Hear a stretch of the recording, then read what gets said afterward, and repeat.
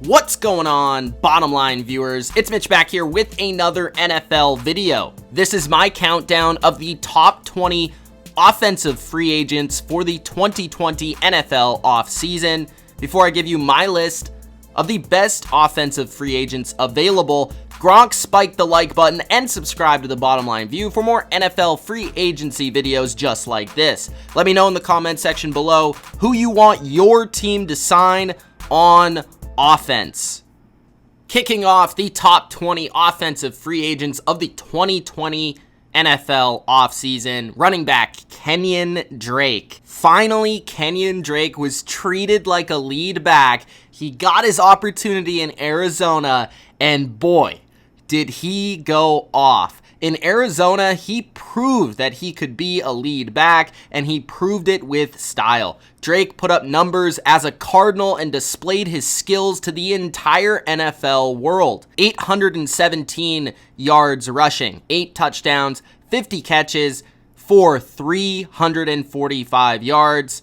Drake could be a nice weapon out of the backfield for a number of teams looking to upgrade the running back position, both as a pass catcher and as a runner. At number 19, Breshad Perriman. Perriman is probably the most questionable of these offensive free agents on this list. I just don't know what to make of Breshad Perriman. Is he actually good, or was it just Jameis Winston constantly chucking the ball up to give him an opportunity to come down with it? Did he turn the corner, or will he sign with a new team and be a massive disappointment?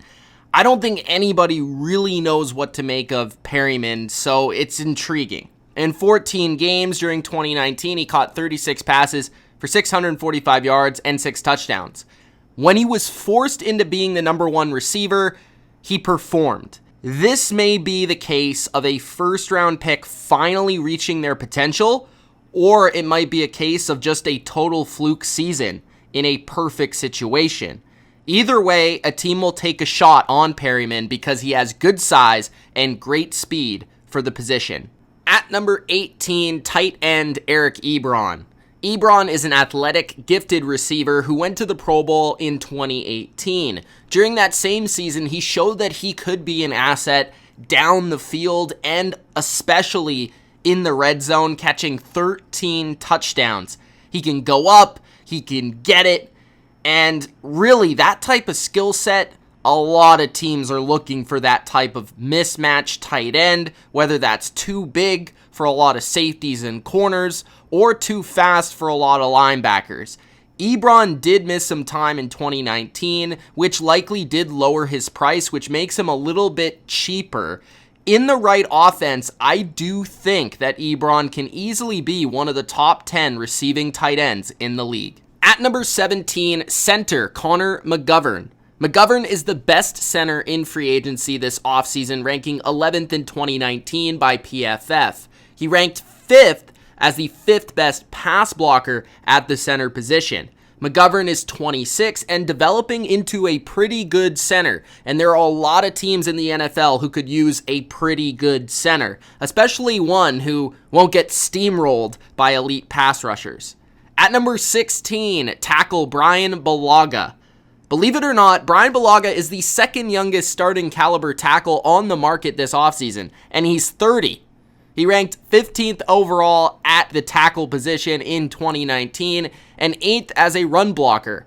Right tackles of his quality are very hard to find, meaning it may be tough for the Packers to keep him.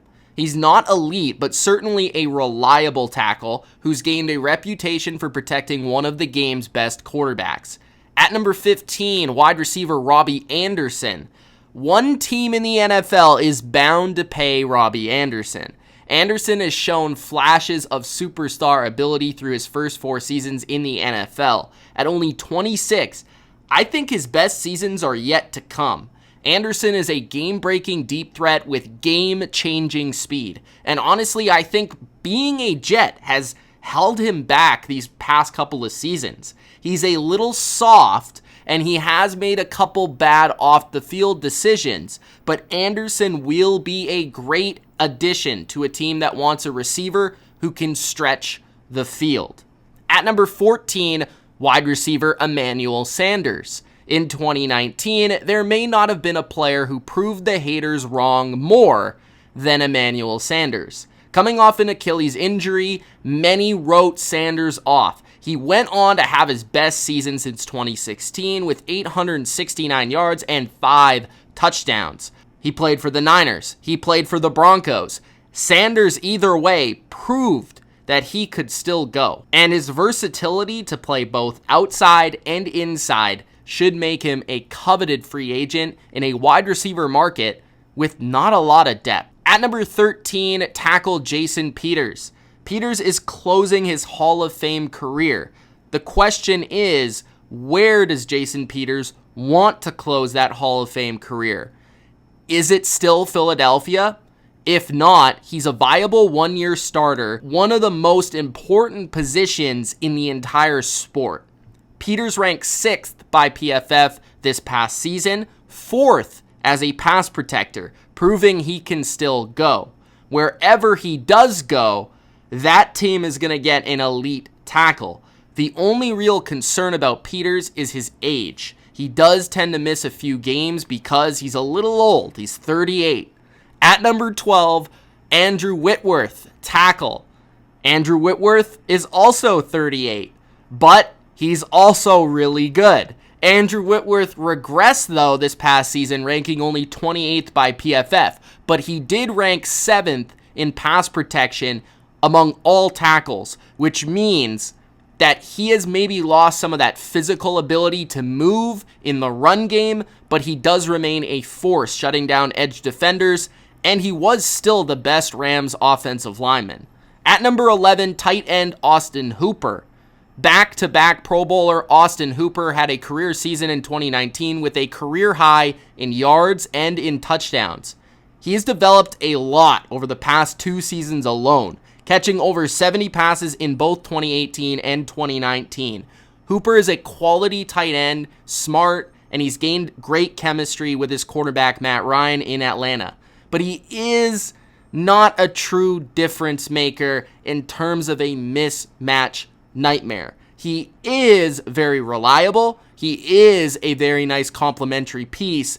I would shy away from giving him a massive contract, but if you're bringing him in for a relatively decent contract and you're adding him as your second or third option, that would be great over the middle of the field for your offense. At number 10, guard Graham Glasgow. Glasgow will fit in well on a team looking for a big mauling type of guard. Graham had his best season so far in 2019, ranking 8th as a run blocker. He's not as well-rounded, though, as a guy like Tooney or Scherf. He's only an average pass blocker, but there is certainly still value in the NFL in simply overpowering people up front. At number 9, running back Melvin Gordon. Melvin Gordon is a quality all-around back. He has even shown at times that he can be one of the best in the sport, both as a runner and as a receiver out of the backfield. Surprisingly, though, he has only ever played 1 full season and only ever has averaged 4 yards per carry once. What Gordon does is he has amazing ability to explode.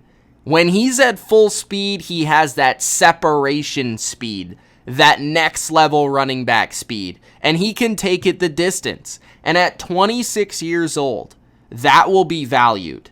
But the question is, for Gordon, how much? Gordon is very good, but he's not special. And the reality of the running back position is you are easily replaceable. At number 8, guard Brandon Scherf. Scherf has quietly been one of the most consistent guards in the NFL since he was drafted, and remains one of the best as a run blocker, ranking 6th by PFF in 2019. 28 is still a prime age for a guard. The 3-time Pro Bowler will be an instant impact player for whoever signs him. At number 7, running back Derrick Henry. Why is Derrick Henry so low? I can already see you commenting that right now. Well, it's because he's a running back. And it rarely works out when you sign a running back in today's NFL to big money. Ask the Rams, ask the Cowboys, ask the Jets. Henry is an absolute animal, and he's an extremely rare type of back. You could argue that he was the best back in the NFL last season, which is the reason that people may pay up for his services.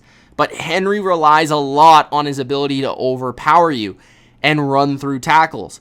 And you just have to wonder, how long is that going to hold up? That will be the question for every team that tries to commit to Derrick Henry long term. But at the same time, there is something to be said about a running back who is feared by defenders in January.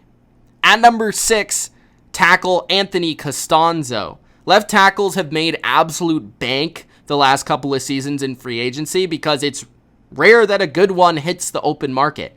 Anthony Costanzo is one of the better pass blocking tackles in the NFL, ranking 7th overall and 8th as a pass protector in 2019.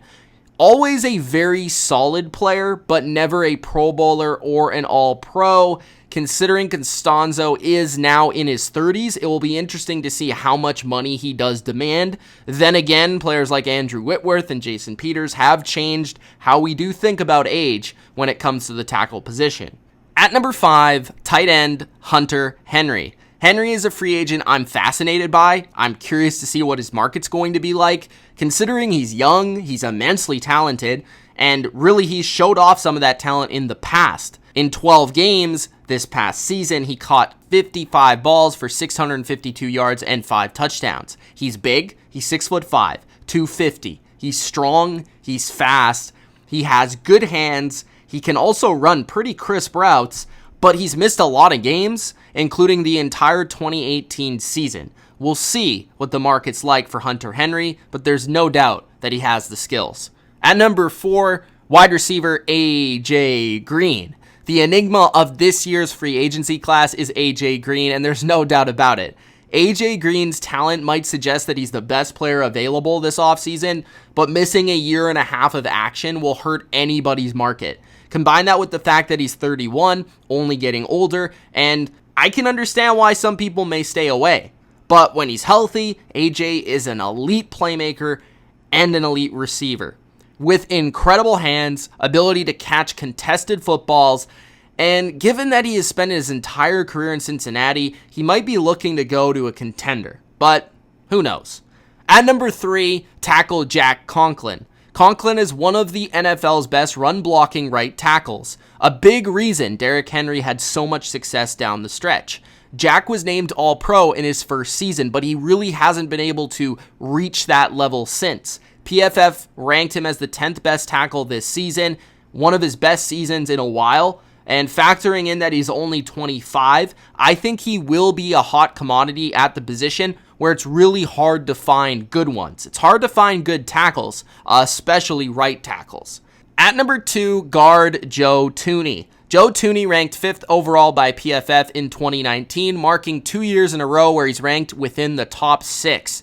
He really shines in pass protection, ranking 3rd at the position, protecting Tom Brady. In 4 seasons, Thuney has never missed a game in New England. He's played nearly every single snap, including the playoffs, winning 2 Super Bowl championships and reaching the big game 3 times. He's extremely consistent, he's tough, he's smart, he moves well in the screen game, and he is capable of shutting down some of the toughest interior rushers in the sport. At number 1, I think this is no surprise, Amari Cooper. Amari Cooper, without a doubt, will be the most sought-after offensive free agent. That is, if Dallas doesn't already lock him up before then.